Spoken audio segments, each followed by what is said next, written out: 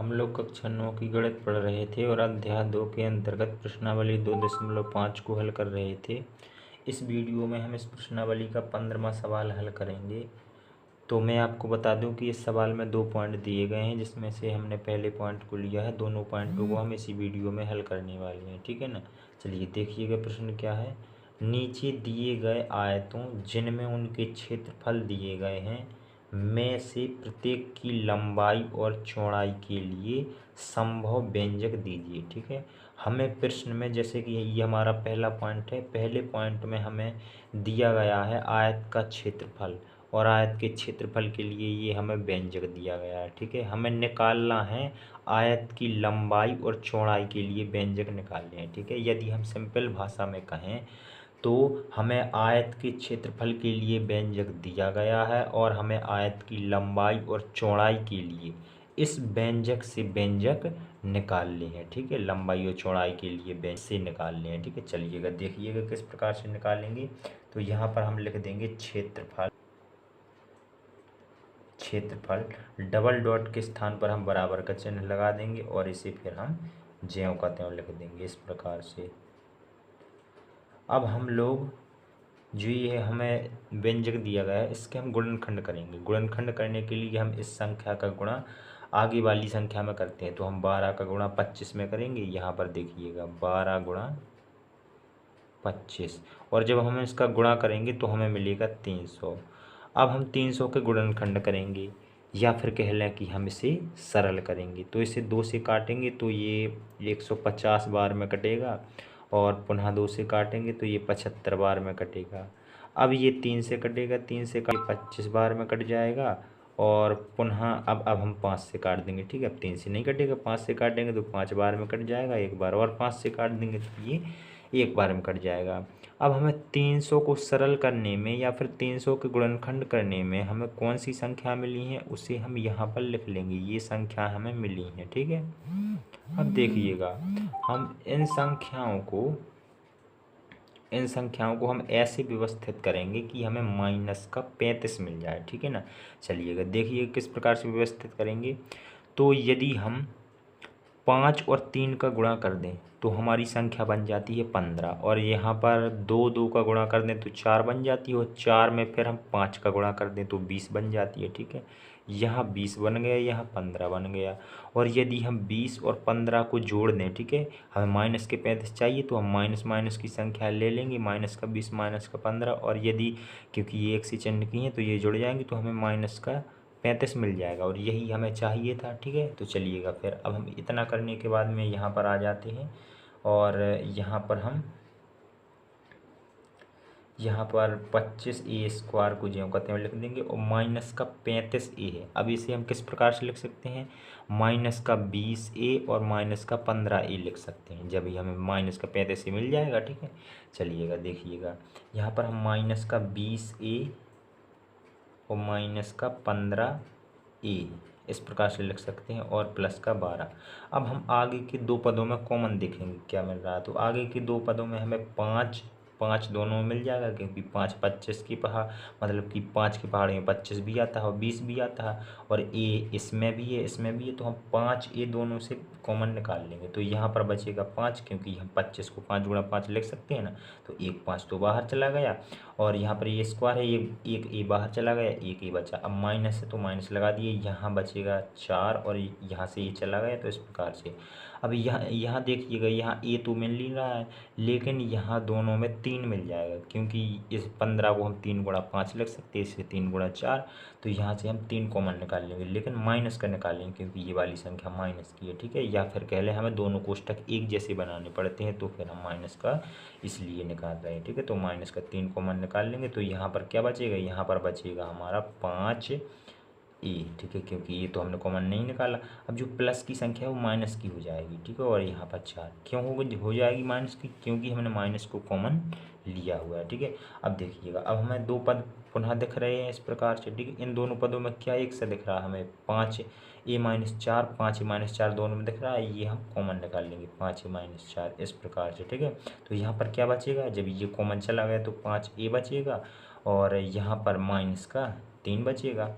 इस प्रकार से ये हमारे गुणनखंड हो गए, इसके ये गुणनखंड हो गए। अब देखिएगा ये हम किसके बराबर निकाल रहे थे, ये हमने गुणनखंड जो निकाल रहे ये किसके हैं, ये क्षेत्रफल के गुणनखंड हैं, आयत के क्षेत्रफल के। और आप लोग जानते हैं कि आयत का, जब ये आयत के क्षेत्रफल के गुणनखंड है तो आयत का क्षेत्रफल क्या होता है, आयत का क्षेत्रफल होता है लंबाई गुणा चौड़ाई। ठीक है, तो क्षेत्रफल की जगह हम क्या लिख सकते हैं, लंबाई गुणा चौड़ाई। तो यहाँ पर हम लिख सकते हैं क्षेत्रफल की जगह पे लंबाई गुणा चौड़ाई। ठीक है, चौड़ाई को मैं शॉर्ट में लिख दिया।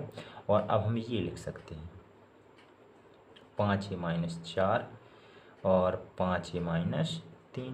अब देखिए यहाँ पहले नंबर पे लंबाई है और यहाँ पहले नंबर पे 5a-4 है, तो यहाँ लंबाई का व्यंजक हमारा निकल के आ जाएगा 5a-4 और चौड़ाई के व्यंजक निकल के आ जाएगा 5a-3। तो हम अब यहाँ लिख देंगे अतः लंबाई के लिए जो व्यंजक निकलेगा वो है हमारा 5a-4 तथा चौड़ाई, इसका व्यंजक है हमारा 5a-3। क्योंकि ये चौड़ाई दूसरे नंबर पे तो ये संख्या भी हमारी दूसरे नंबर पे, हमने तुलना करके लंबाई और चौड़ाई के लिए व्यंजक निकाल लिए और यही हमें निकालना था। तो ये हमारा पहला पॉइंट हल हो जाता है इस प्रश्न का। चलिए अब दूसरा पॉइंट भी हल कर लेते हैं। दूसरा पॉइंट बिल्कुल पहले पॉइंट की तरह हल होना है, तो हम यहाँ पर लिख देंगे क्षेत्रफल, डबल डॉट को हटा करके बराबर का चिन्ह लगाएंगे, 35y² प्लस 13y माइनस के 12। अब इसके हम गुणनखंड करेंगे तो हम 12 का गुणा 35 में करेंगे। ठीक है, 12 का गुणा हम 35 में करेंगे और जब हम गुणा इसका करेंगे तो हमें मिलेगा 420। और अब हम 420 को सरल करेंगे, इसके गुणनखंड करेंगे तो यहाँ पर हमें 210 मिल जाएगा, पुनः ये 2 से कटेगा तो हमें 105 मिल जाएगा। अब ये 2 से नहीं कटेगा, अब 3 से कटेगा तो यहाँ पर हमें 35 मिल जाएगा। अब ये 5 से कटेगा, 3 से नहीं कटेगा तो यहाँ पर 7 मिल जाएगा। अब 7 केवल 7 से कटेगा। ठीक है, इस प्रकार से। तो अब हमें 420 के जो हमने गुणनखंड किए हैं उसमें हमें कौन कौन सी संख्याएं मिली हैं उसे हम यहाँ पर लिख लेते हैं इस प्रकार से। अब इन संख्याओं को हम ऐसे व्यवस्थित करेंगे ताकि हमें प्लस के 13 मिल जाए। ठीक है, देखिएगा किस प्रकार से व्यवस्थित करेंगे। तो यहाँ पर देखिएगा यदि हम 2 का गुणा 2 में कर दें तो 2 दूना 4 हो जाएगा और 4 का गुणा 7 से कर दें। ठीक है, 4 का गुणा 7 से कर दें तो कितना हो जाएगा, 28 हो जाएगा। और बची ये 2 संख्या तो इन दोनों का गुणा कर देंगे।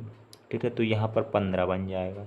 अब यदि हम 28 में से 15 को माइनस कर दें यानी कि घटा दें तो हमें प्लस के 13 मिल जाएंगे। 28 में से 15 को घटाएंगे तो 13 मिल जाएंगे और यही हमें चाहिए थे। ठीक है, गुणनखंड करने के लिए तो इसके गुणनखंड अब कर लेते हैं। 13y को क्या लिख सकते हैं यहाँ पर, 28 माइनस 15। ठीक है, यानी कि 28y माइनस 15y। तो यहाँ पर प्लस लगा के 28y और माइनस के 15y, यही करते हैं ना हम। चलिएगा, माइनस के 12 है, माइनस के 12। अब हम इन दोनों में से कॉमन निकालेंगे। ठीक है, इनमें से हमें कॉमन क्या मिलेगा, इसमें से हमें एक तो 7 मिल जाएगा कॉमन दोनों में और y भी कॉमन मिल रहा है, तो उसी यानी कि हम कह सकते हैं 7y हमें दोनों में से कॉमन मिल जाएगा। तो यहाँ पर क्या बचेगा, यहाँ पर 5 बचेगा, क्योंकि 35 को 7 गुणा 5 लिख सकते हैं, 7 चला गया और 5 बचा है और एक y भी बचेगा क्योंकि y² है। अब यहाँ से हमारा 7 चला गया तो यहाँ पर 4 बचेगा और y चला गया तो हमारा केवल 4 ही बचेगा। और यहाँ देखिएगा दोनों में माइनस माइनस मिल रहा है, माइनस कॉमन निकाल लिया और दोनों में क्या मिल रहा है, दोनों में 3 3 भी मिल रहा है, तो हमने 3 भी कॉमन निकाल लिया इस प्रकार से। ठीक है, अब यहाँ पर क्या बचेगा, 5y और ये माइनस तो कॉमन चला गया, प्लस बचा और यहाँ पर बचेगा 4। अब ये 2 पद पुनः बन चुके हैं तो इनमें से हमें 5y + 4 दोनों में मिल रहा है, तो ये हम निकाल लेंगे कॉमन, 5y + 4। यहाँ क्या बचेगा, 7y, यहाँ पर माइनस के 3, 7y माइनस के 3। ये हमारा क्या निकला है, ये निकला है हमारा आयत का क्षेत्रफल। और हम जानते हैं कि आयत का क्षेत्रफल होता है लंबाई गुणा चौड़ाई, लंबाई गुणा चौड़ाई। तो लंबाई हमारी 5y + 4 हो जाएगी और चौड़ाई 7y - 3। तो यहाँ पर हम लिख सकते हैं अतः, क्योंकि लंबाई पहले स्थान पे है तो यहाँ हम पहले स्थान का व्यंजक लेंगे तो अतः लंबाई बराबर हम लिख देंगे 5y प्लस के 4 और चौड़ाई के लिए व्यंजक हो जाएगा हमारा 7y के -3 और यही हमें व्यंजक निकालनी थी। तो इस प्रकार से ये हमारा 15वां सवाल कंप्लीट हो जाता है।